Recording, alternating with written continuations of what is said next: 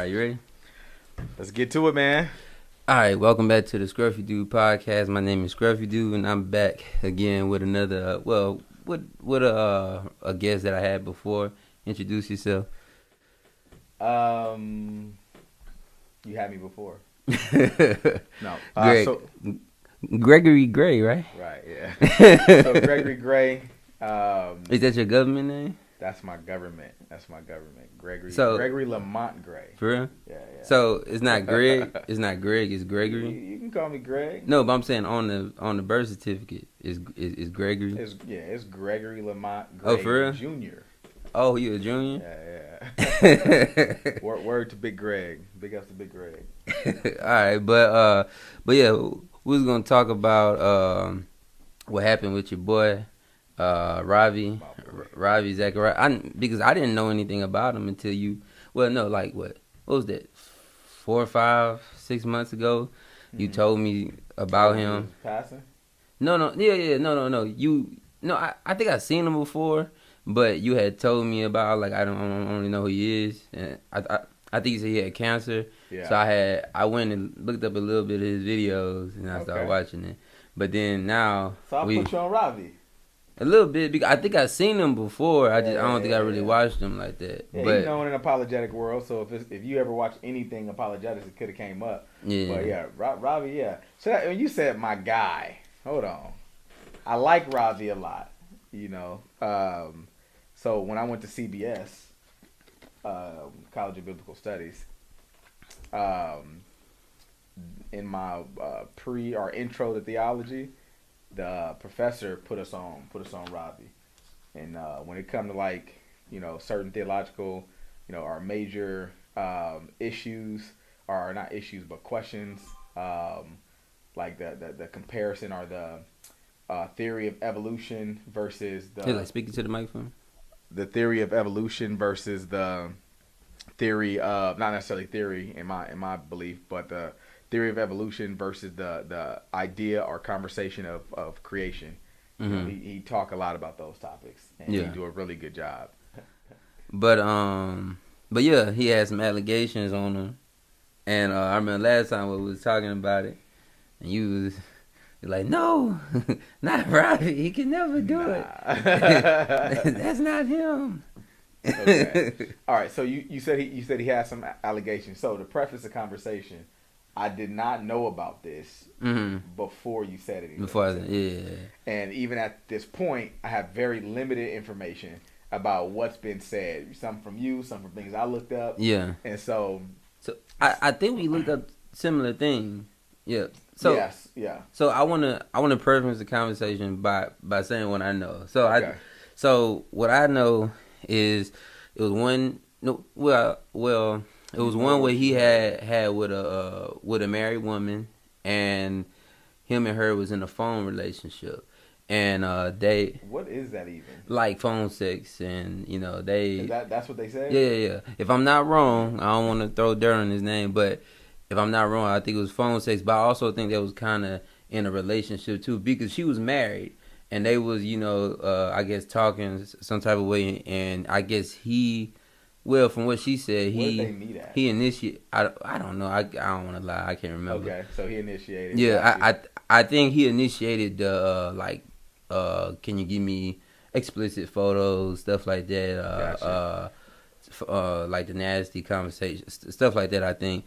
The nasty conversation. But she admitted to being in like a relationship with him over the phone. Oh, okay. You know, and then I think he sued her and her husband for like just trying to ruin his name and get money from him. Right.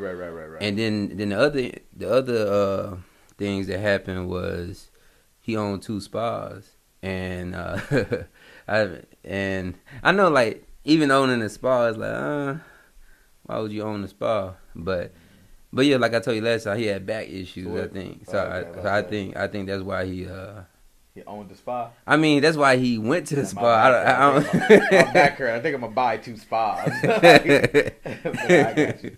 But for the record, neither one of us agree or think that it's bad for a Christian or non-Christian to own a spa. Mm-hmm. It's just out of all the millions and billions of things you can own, especially as a believer, it's weird that you open 2 spas. But there's nothing wrong with it. I mean, do you think? Anyway, dang, it's hot in here. But anyway, so what was I at? You were just talking about what you know of the situation with the married woman, this lawsuit. Oh yeah, okay. So yeah, so at the spas, he would go there, touch women, masturbate, and ask them for. It's his spa. I'm playing. JK, I'm kidding. And he would also ask them for explicit photos also. And then I think at one point I told you this last time, he had an Indian woman come and they was staying there for like long time, like longer than what the manager said they should, like an average meeting is. The manager said. The manager over the spa at the time, that he owned. I guess the manager, the manager can tell him how long he can... No, I'm saying like it's her industry, so she know like okay, average like 2 hours or something like that, or an hour, and she was like they used to be in there for like longer than that, so. But yeah, I got you. I mean, you're just telling me what you heard. Okay, fine. Yeah. I'm just saying. Can I say my part on that, or how do you want to do it? You want to lay out? You can say a part on it. Yeah. Okay. First of all, that seems all type of odd to me that this woman, right, who like you said was married, came out with these allegations, and you're saying like even she said that she did X, Y, and Z, or she agreed that about their relationship or whatever the case may be. She was married. Yeah. You understand? So when you say she admitted or whatever the case may be, it's like it's almost as if it's said as if she had no control over what she did or something. If this is true, that she was in a phone relationship with this man, knowing she was married, knowing that it's wrong. Yeah. You understand what I'm saying? And then out the blue, she come out and this happened, like as if somebody like forced her into this relationship. I forgot what made her come forward, but I think okay. And what is I remember. She spoke to some I'm guessing like elders at her church, and they was like, you should, I don't know, elders or counselors, something like that. But yeah, she spoke with them and asked them what she should do because she felt guilty, and they was like, tell your husband. Okay. And I think she did that, and I think after that, I don't know what made them, I guess, go public or something like that. No, also I think she told Ravi that she was gonna tell, and then Ravi threatened to kill himself, and then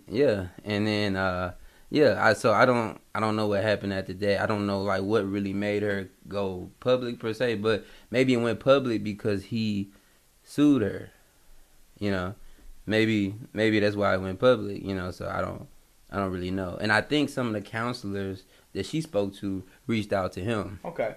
So. To be honest with you, so basically, you're not saying she came forward. I don't really know to sue. She wasn't trying to sue. No. I think he sued her, but again, I'm not sure. Honestly, on this one, this is like one of those, fly balls that I would try and catch and just let it fly. I wouldn't catch it. My thing is, I wouldn't even. We don't know. You know what I'm saying? Like, because. Who really knows? I want to see text messages. I want to see. They have them. Photos. They have text messages and emails. But I mean, I never seen them. But they say they have them. Well, it is what it is. Then at that point, yeah. If he did this, here's the thing. I like Ravi. I like Bodhi. I like a lot of guys. You know what I'm saying? I love my pastor. You know what I mean? If it comes out that a man is wrong and has done something like that, he's just done it. You know what I mean? And granted, it makes it even worse as a believer if you were caught up in something and you do go as far as to, manipulate by, I'm going to threaten my life. I'm not saying he was manipulating as if he wouldn't have killed himself. Obviously, that's a form of manipulation. But, to kill yourself or even to threaten that or even to sue, especially sue a Christian, you know what I'm saying? The scriptures speak against that. But how worse is it, considering how worse is it to sue somebody for basically coming into the light, coming out, being honest about something. So my point is that if this is true about Ravi, I don't stand with. I'm not going to support him. Not that I'm not going to support him, and that's kind of what I'm afraid of that people will do. But I'm not going to support this. Obviously, he's wrong. He should have confessed and repented. You know what I mean? Nonetheless, I don't know. I don't know if that says. Yeah. I mean, if there were that right there, if there's proof he did it, he's wrong. He should have confessed and repented. Facts.